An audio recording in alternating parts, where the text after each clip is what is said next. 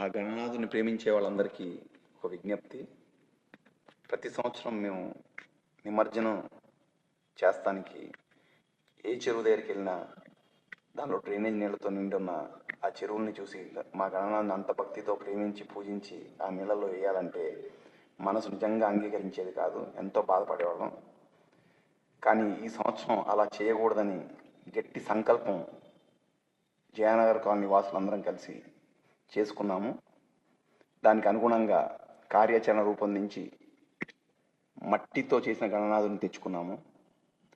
తర్వాత ఆయనకి కలర్స్ కొట్టకుండా చక్కగా పసుపు గంధంతో అలంకరించుకున్నాము. ఆయన చక్కగా పూజలన్నీ అందుకున్న తర్వాత నిమజ్జనం రోజున ఆయనని చక్కగా ఊరేగించి తీసుకొచ్చి మా కాలనీలోని ఒక గ్రౌండ్లో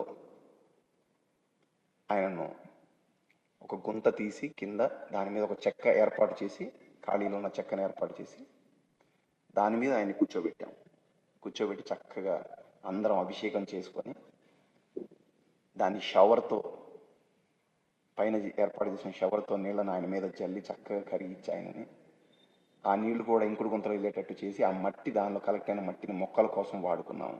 నిజంగా ఈ సంవత్సరం మేము ఎంతో ఆనందించాము. ఆయన ఆశీస్సులు కూడా అలాగే మాకు లభించినాయి. డ్రైనేజ్ నీళ్ళలో వేయనందుకు ఎంతో సంతోషించాము.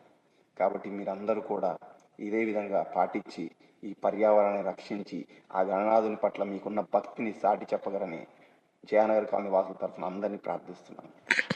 దయించి ఈ వీడియోని సాధ్యమైనంత మందికి ఫార్వర్డ్ చేయండి. ఇది చూసన్నా వచ్చే సంవత్సరం ఎక్కువ మంది ఈ విధంగా చేసి ప్రకృతిని కాపాడగలరని భావిస్తున్నాము. ఈ కార్యక్రమం ఎడిట్ చేసి వీడియో రూపంలో ఇచ్చినందుకు మిత్ర ఫోటోగ్రఫీ వారికి మా కృతజ్ఞతలు.